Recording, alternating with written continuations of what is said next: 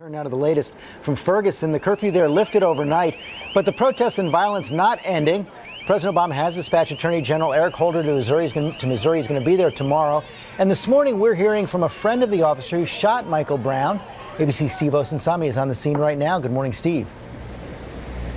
Good morning to you, George. The start of school here has been delayed yet another week. At night, the police here have a new tactic with demonstrators, forcing them to keep moving, no standing still.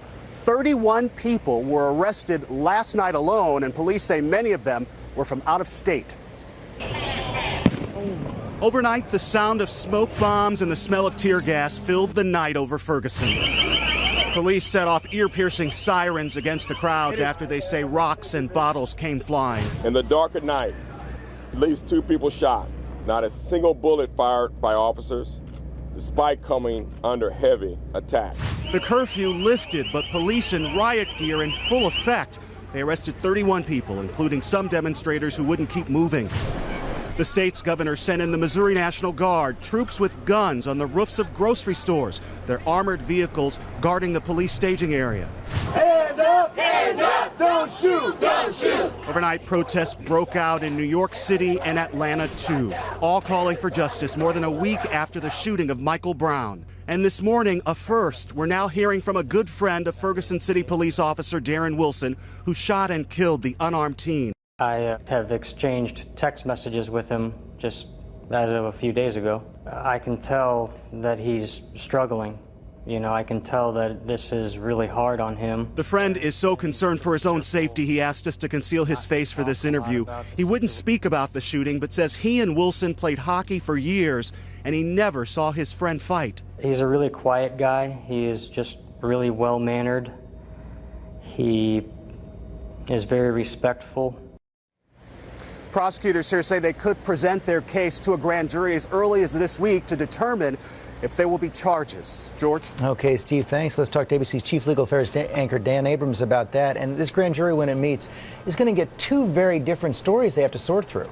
That's right. Remember, less than half of the cases in this county ever go to a grand jury. You don't have to take it to the grand jury. But this allows the prosecutor, with these sort of warring narratives, to say, I didn't make the decision. They did. The grand jurors did. The people did. But of course, how vigorously the prosecutor presents this case is everything. There's no defense attorney there. It's just the prosecutor presenting a case to these grand jurors. If the DA wants an indictment, he'll get an indictment. If the DA doesn't want an indictment or has questions, that could be a very different thing. One key piece of evidence already out there is this autopsy. How critical is it? Absolutely crucial. The autopsy and the ballistics, to me, are essential in this case. Why?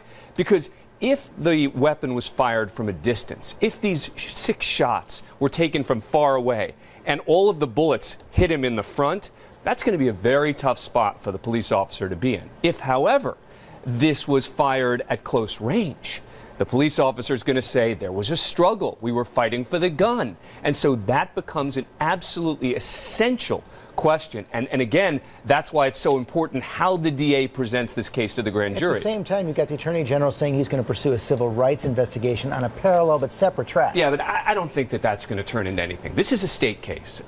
Every time there's a controversial case, the federal authorities come in and say, we're looking at it, we're investigating, we're on top of it, and I believe that all to be the case. But the reality is, this is a state case. That's where this case is going to be focused, and I think the feds are just watching very, very carefully what happens. And the state will go first. Oh, absolutely. I don't think they're going to be, I don't think the feds are going to be where the action is going to be in this case. Okay, Dan Abrams, thanks very much.